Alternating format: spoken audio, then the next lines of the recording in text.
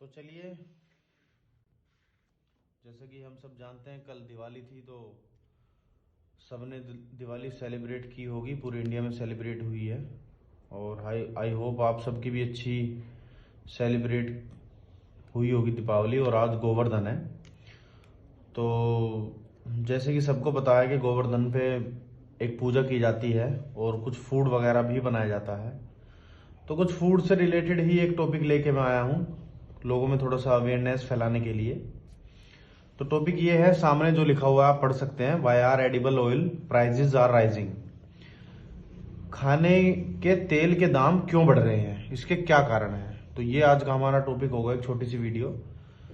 तो चलिए स्टार्ट करते हैं, थोड़ा सा धीरे धीरे बढ़ते हैं आगे।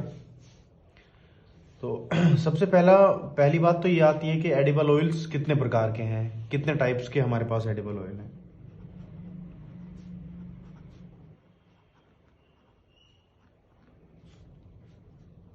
ऑयल,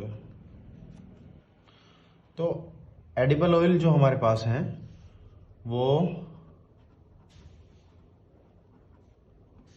जैसे कि soybean, palm oil, sunflower oil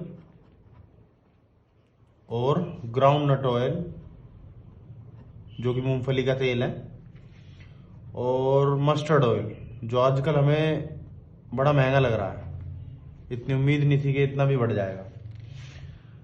तो ये सब प्रकार के हमारे पास ऑयल होते हैं। मेनली जो हम इंडिया में जो सबसे ज़्यादा यूज़ होते हैं वो सोयाबीन ऑयल है, पाम ऑयल है और सनफ्लावर ऑयल है। इन तीनों की खपत, कंजप्शन सबसे ज़्यादा है इन तीनों ऑयल की। ठीक है।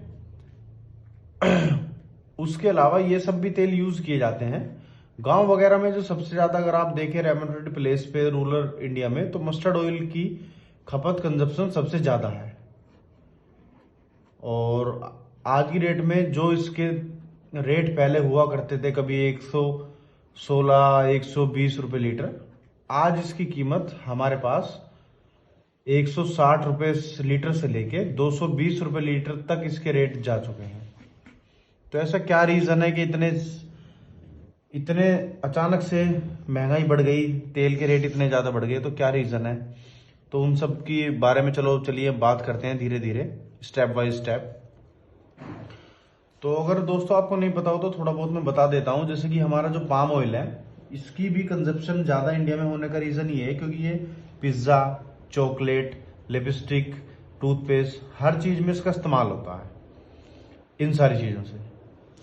और ये जो हमारा पाम ऑयल आता है, ये हमारा वर्ल्ड की 80% जो पाम ऑयल की प्रोडक्शन होती है वो मलेशिया और इंडोनेशिया में होती है।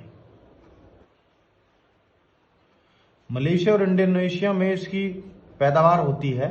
तो सबसे पहला रीजन तो ये हो गया, अगर आप थोड़ा बहुत भी करंट अफेयर वगैरह पढ़ते हो तो आप जानते होंगे, या नहीं जानते तो मैं बता देता हूं कि हमारे मलेशिया के साथ डिप्लोमेटिक रिलेशन अच्छे नहीं चल रहे हैं कुछ समय से।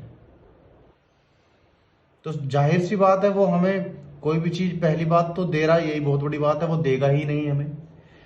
फिर भी ये हमें एक अच्छी खासी इंपोर्ट ड्यूटी और मतलब काफी एक्सपेंसिव रेट में हमें पे कर रहा है, मलेशिया और इंडोनेशिया पाम ऑयल, जिसके बिना हम नहीं रह सकते। क्योंकि ये कई सारे चॉकलेट, पिज्जा, फास्ट फूड चीजें, इनका कंजप्शन हर कोई करता ही करता है। किस सिटी में थोड़ा कम है, किसी में ज्यादा, लेकिन है जरूर। दूसरा रीजन जैसे कि हमारा सोयाबीन ऑयल है।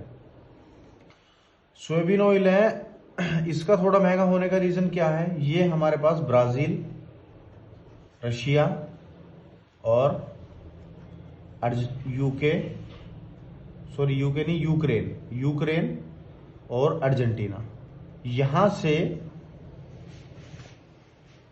से ये इन चारों देश से हम सोयाबीन ऑयल लाते हैं।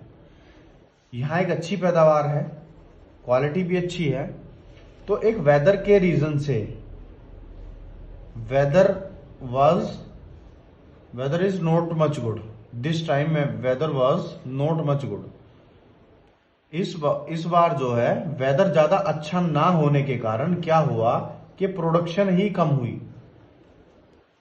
प्रोडक्शन ही कम हुई, तो प्रोडक्शन सबसे बड़ा रीजन तो ये होगा, जब प्रोडक्शन ही कम है तो आपको मिलेगा कहां से कोई भी चीजें। ठीक है, तो ये सब एक छोटे से एग्जांपल मैंने आपको पाम ऑयल और सोयाबीन ऑयल के दे दिए। चलो हम थोड़ा सा डिटेल में चलते हैं, स्टेप बाय स्टेप, थोड़ा सा फास्ट करने की कोशिश करेंगे अगर होता है तो। चलिए चलते हैं। पहला रीजन, डिमांड। सबसे आप सबको पता है कि पूरा देश आज की डेट में भी एक बहुत ही बुरे दौर कोविड-19 पेंडेमिक से हम गुजरे हैं। ठीक है, तो कोविड के कारण अचानक से खुलने से, अनलॉक होने से ही अचानक से ही अनलॉक होने से हर चीज की डिमांड बढ़ गई है। तो पहला रीजन तो हो गया डिमांड, प्रोडक्शन बढ़ी है, काम बढ़ा है।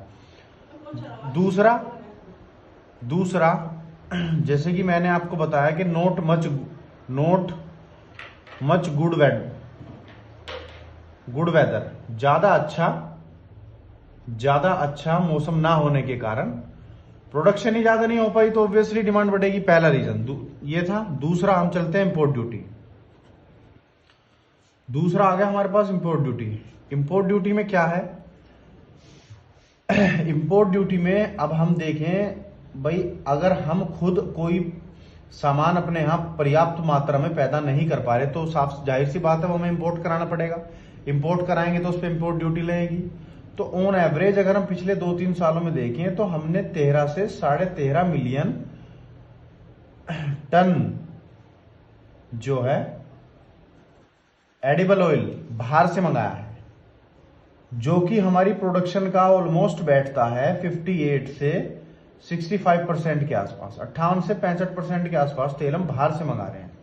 सोचिए इतनी बड़ी परसेंटेज का मात्रा में हम तेल बाहर से मंगा रहे हैं, तो उस पर कितना सारा इंपोर्ट हमें देना, पे करना पड़ेगा। तो ये 13.5 मिलियन टन की कीमत जो थी वो बैठी थी हमारी लास्ट ईयर 66,000 करोड़।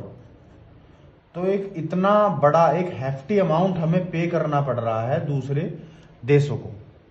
ठीक है, अच्छा इंपोर्ट ड्यूटी और ये सब टैक्सेस लगते किस बेस पे हैं? तो अगर मैं देखूं तो तेल की बात, जो भी तेल बाहर से आता है पहले तो उस पर सेस लगता है, वो कितना है? ऑलमोस्ट 35%।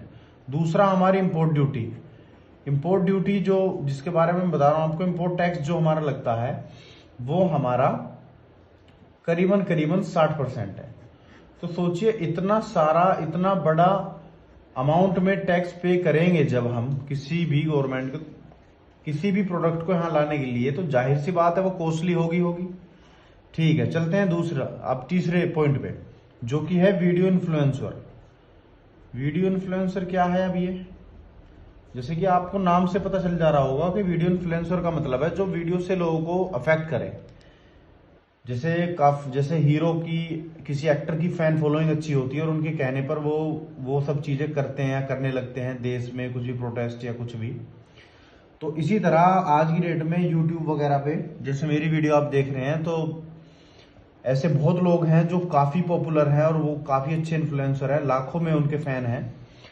तो उन्होंने कोविड के चलते हुए मस्टर्ड ऑयल के काफी सारे एडवांटेज बताए हैं कि we can use a mustard oil as an medicine. हम एक मस्टर्ड ऑयल को एक दवाई के रूप में यूज कर सकते हैं, जिसको मैं भी बताना चाहूंगा, कोई गलत नहीं है, वो एक अच्छा मैसेज एक्नॉलेज किया है उन सारे इन्फ्लुएंसर ने। तो एक मेडिसिन के तौर पे, जैसे कि हम रात में नाक पे हल्का सा सरसों का तेल लगा के सो जाएं, हाथों पे हल्का सा रब कर लें, पैरों पे हल्का सा रब कर लें, तो ये हमारा थोड़ा सा इम्यूनिटी को बढ़ा देता है और कोविड से बचने में मदद करता है। ठीक है, दूसरा वीडियो इन्फ्लुएंसर में एक तो मस्टर्ड ऑयल मेडिसिन की तरह यूज हो रहा है। दूसरा वीडियो इन्फ्लुएंसर ने लोगों की चेंजिंग इन फूड हैबिट्स, लोगों की खाने की आदतों को बदल दिया और लोग थोड़ा अवेयर हो गए। लोग आज की डेट में अवेयर हो गए। कुछ भी आपको सर्च करना, आप गूगल और यूट्यूब पे जाके एक ही टॉपिक पे 50 वीडियो आपको मिल जाएंगी, आप सर्च कर सकते हैं। तो लोगों की फूड हैबिट्स चेंज हुई जब उन्हें थोड़ा बहुत पता चला कि refined is not a good product. Refined, पहले लोग रिफाइंड यूज करते थे, असल में रिफाइंड एक तरह का स्पॉइल्ड ऑयल है। स्पॉइल्ड ऑयल मतलब एक इस तरह का एक बिल्कुल ही छना हुआ तेल जिसमें कुछ भी नहीं रह जाता वो ही रिफाइंड ऑयल है। मैं भी आपको यही सजेस्ट करूंगा कि इसे यूज ना ही करें तो ज्यादा बेटर है। Rest on you. चौथा पॉइंट वो जो कि काफी इफेक्टिव पॉइंट है, अगर हम बात करें यूएसए और ब्राजील की, तो यहां पर क्या हो गया है पिछले 6 महीने से, यहां पर ये फूड ऑयल को, जो कि एडिबल ऑयल है, इसको वो एज अ फ्यूल इस्तेमाल करने लगे हैं। They have converted the way of consumption of edible oil from food oil to fuel. मतलब अब जो वहां के कुछ ट्रांसपोर्ट है उसके अंदर ये सोयाबीन ऑयल और ये सोया ऑयल डालना इन्होंने स्टार्ट कर दिया है। तो इसके कारण एक काफी बड़ा इजाफा, एक काफी बड़ा इंक्रीमेंट आया है डिमांड में। तो ये भी एक बहुत ही बड़ा रीजन है और हो सकता है आगे इसकी डिमांड और बढ़े। तो ये सब चारों चीजें एक साथ होने के कारण ही अचानक से सडनली एकदम डिमांड बढ़ गई। और हम सोचते हैं कि गवर्नमेंट ज्यादा टैक्स लगा रही है, गवर्नमेंट ये नहीं करती। हाँ, हम एक पॉइंट पर कह सकते हैं कि ये अगर इंपोर्ट ड्यूटी वगैरह या ये सेस गवर्नमेंट थोड़ा कम करे, और गवर्नमेंट कर भी सकती है, तो थोड़ा सा रेटों में रेट थोड़ा सा डाउन हो जाएंगे और एक हर आम आदमी पे इसका फर्क थोड़ा सा घट जाएगा और कम पड़ेगा। ठीक है दोस्तों, मिलते हैं फिर अगली वीडियो में। आज के लिए इतना ही काफी है। आपके फीडबैक का मुझे इंतजार जरूर रहेगा। मैं भी एक न्यू कमर हूं, देखते हैं क्या चीजें मेरी सही हैं, क्या चीजें गलत हैं। जो भी आप फीडबैक सजेशन कमेंट में लिखना चाहें तो most welcome. Thank you all of you.